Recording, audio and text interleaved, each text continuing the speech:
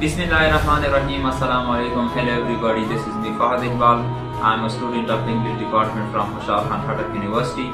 It's like you all know that today is the 9th November, the day that Allah subhanahu wa ta'ala gifted a rational poet, Allama Muhammad Iqbal. Us video میں ہم اپنے ناقص علم کے اندر ایک جھلک دیں گے علامہ محمد اقبال کے اوپر کہ وہ کون تھے. وہ عظیم فلاسفر، وہ عظیم شاعر، وہ ایک مفکر، وہ جو ڈریمر آف پاکستان مانے جاتے ہیں. اس کے اوپر ہم علامہ محمد اقبال 9 نومبر 1877 عیسوی کو سیالکوٹ میں پیدا ہوئے اور 21 اپریل 1938 عیسوی کو وہ اس دنیا سے رخصت ہوئے. علامہ محمد اقبال ایک ہمارے بہت بڑے قومی شاعر تھے. علامہ محمد اقبال کو ہم مختلف ناموں سے جانتے ہیں، جیسے کہ مفسر قرآن سے بھی وہ جانے جاتے ہیں. علامہ محمد اقبال ایک فلاسفر تھے، وہ ایک قومی شاعر تھے. اسے ہم وہ ایک جینین مفکر تھے، یعنی ایک ایسا شخص جو اپنے آنے والے وقت کے بارے میں بتا سکتا ہو کہ آنے والے وقت میں کیا ہوگا. اور 1930 عیسوی میں علامہ محمد اقبال مصور پاکستان بھی مانے جاتے ہیں. وہ ایک ڈریمر آف پاکستان تھے. 1930 عیسوی میں خطبہ الہ آباد میں علامہ محمد اقبال نے کہا کہ جو چاروں صوبے ہیں برصغیر کے اندر، اس وقت اس میں میجارٹی مسلمانوں کی تھی. تو علامہ محمد اقبال نے کہا کہ یہ مسلمانوں کے حق میں آئیں گے اور یہاں مسلمانوں کی ایک الگ اسٹیٹ ہوگی فیوچر میں. تو ٹھیک 9 سال بعد اسی طرح 1947 عیسوی کو 14 اگست 1947 عیسوی کو وہ وہی جو صوبے تھے وہ مسلمانوں کے حق میں آئے. علامہ Muhammad Iqbal was the person who read the whole history of Muslims, that how before they were successful and after they became unsuccessful. یعنی علامہ محمد اقبال وہ انسان تھے، وہ شخص تھے جس نے مسلمانوں کی پوری تاریخ پڑھی کہ مسلمان کس طرح سے عروج پر تھے اور ان کی زوال کی وجہ کیا تھی. If we see in the poetry of Allama Muhammad Iqbal, we find trustworthy self-esteem and certainty. علامہ اقبال کے اگر ہم شاعری کو پڑھیں تو اس میں خود اعتمادی، یقین، اللہ تعالیٰ پر بھروسہ، خود پر بھروسہ، اور کس طرح سے اس نے اللہ تعالیٰ کو یعنی ہر چیز میں اس نے اللہ سبحانہ و تعالیٰ کو آگے رکھا اللہ تعالیٰ کی مدد کے بغیر. انہیں علامہ اقبال کی شاعری کو اگر ہم پڑھیں تو اس میں سب سے پہلی جو چیز ہمیں ملتی ہے وہ یہ ہے کہ اللہ تعالیٰ کی مدد کے بغیر کچھ بھی حاصل نہیں ہوتا. اللہ تعالیٰ کی مدد کے بغیر ہم زیرو ہیں. علامہ محمد اقبال اگر ہم اس کی بات کریں، جب علامہ محمد اقبال کا دور تھا، during his time Allama Muhammad Iqbal was hopeless of their elders. علامہ محمد اقبال جو تھے وہ اپنے بڑوں سے اس وقت جو تھے وہ مایوس تھے. وہ اس لیے تھے کہ علامہ محمد اقبال کہتے تھے کہ یہ آگے کیا کر لیں گے. تو علامہ محمد اقبال نے اگر ہم اس کی پوئٹری دیکھیں تو اس کی پوئٹری میں ہمیں شاہین کا تصور ملتا ہے. علامہ محمد اقبال نے کمپیئر کیا ہے یوتھ کو شاہین کے ساتھ. Allama Muhammad Iqbal compare youth with the eagle, کیونکہ ایگل اس لیے اس نے ایگل کو کمپیئر کیا یوتھ کو، اس لیے اس نے ٹارگٹ کیا کیونکہ علامہ محمد اقبال جو تھے وہ ایک بہت براڈ مائنڈیڈ اور بہت دور کی سوچ رکھنے والے آدمی تھے. وہ جانتے تھے کہ یہ فتنہ کہاں سے نمودار ہوتا ہے، یعنی ایک فتنہ کہاں سے نمودار ہوا اور اس کی کاٹ کہاں پر کرنی ہے.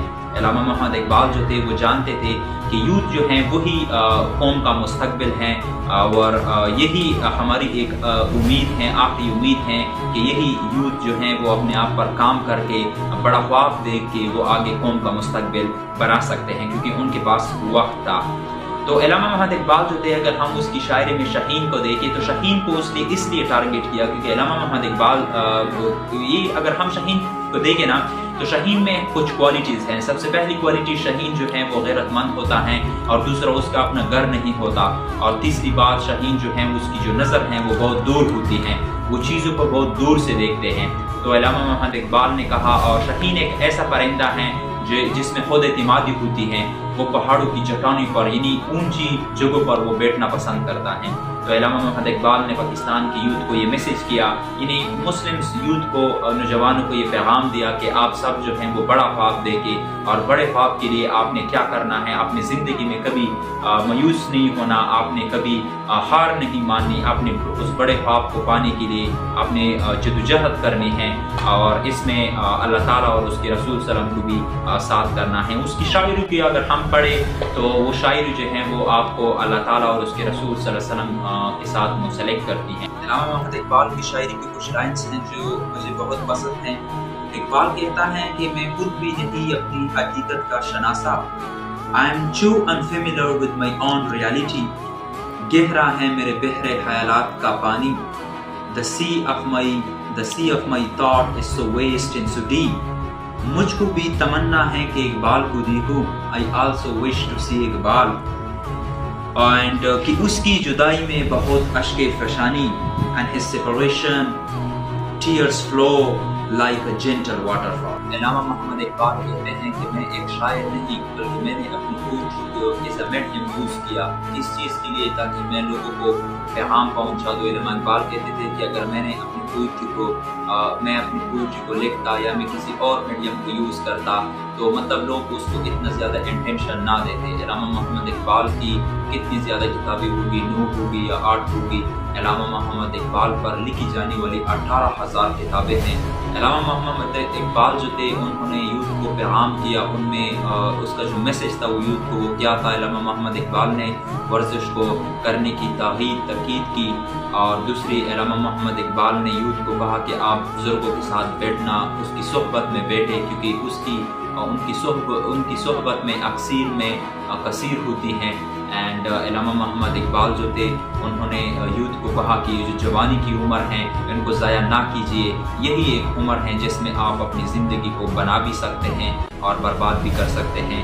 علامہ محمد اقبال جو تھے اس نے ایک بڑا خواب دیکھنے کی لوگوں کو پیغام پہنچایا کہ آپ بڑا خواب دیکھیں, اور نوجوان جو نسل ہیں ہمیں اپنی جنریشن کو بڑا خواب دیکھنا چاہیے, ان کو بڑے خواب کو پانے کے لیے جدوجہد محنت کرنی چاہیے اور اس میں ہار نہیں ماننی چاہیے. اور علامہ محمد اقبال کی پوئٹری سے ہمیں جو مین مقصد ملتا ہے وہ ہے کہ آپ اپنے اللہ تعالیٰ کو اور اس کے رسول صلی اللہ علیہ وسلم کو بھی اپنی جنگ. اس ویڈیو کا اختتام کرتے ہیں ہم علامہ اقبال کی آخری اس شعر سے کہ کمال کا شکوہ کیا آج مسجد میں خدا نے, کمال کا شکوہ کیا آج مسجد میں خدا نے, مانگنے ہی آتے ہو کبھی ملنے